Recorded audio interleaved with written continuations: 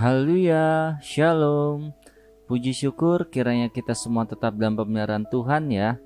Pada renungan singkat kali ini, kita akan mendengarkan tema yaitu penghalang berkat.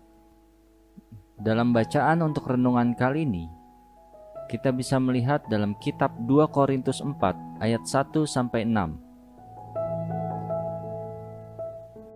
Orang-orang yang tidak percaya, yang pikirannya telah dibutakan oleh ilah zaman ini, sehingga mereka tidak melihat cahaya Injil tentang kemuliaan Kristus, yang adalah gambaran Allah. 2 Korintus 4 ayat 4. Banyak anak-anak Tuhan mengalami kegagalan di setiap pergumulan hidupnya. Hidupnya diwarnai frustasi yang berkepanjangan dan kekecewaan yang mendalam, sehingga mereka mudah menyerah begitu saja di tengah perjalanan imannya. Mengapa mereka selalu gagal?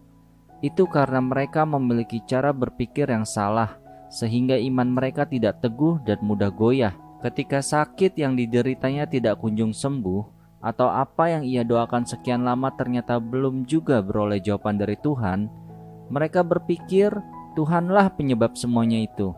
Mereka beranggapan janjinya hanya teori saja. Terbukti Tuhan tidak peduli dan membiarkan anak-anaknya dalam penderitaan dan masalah. Alkitab jelas mencatat dalam Mazmur 12 ayat 7-8, janji Tuhan adalah janji yang murni, bagaikan perak yang teruji, 7 kali dimurnikan dalam dapur peleburan di tanah. Engkau Tuhan yang akan menepatinya. Tuhan tidak pernah mempermalukan orang yang bersandar kepadanya. Apabila kita berdiri di atas firman-Nya itu akan bekerja. Tuhan sendiri berkata dalam Yesaya 55 ayat 11, firman-Ku yang keluar dari mulutku, ia tidak akan kembali kepadaku dengan sia-sia, tetapi ia akan melaksanakan apa yang kukehendaki dan akan berhasil dalam apa yang kusuruhkan kepadanya. Sayangnya, kita seringkali menjadi korban tipuan si iblis yang berkata bahwa percaya dan mengimani firman Tuhan itu tidak akan pernah menyelesaikan persoalan.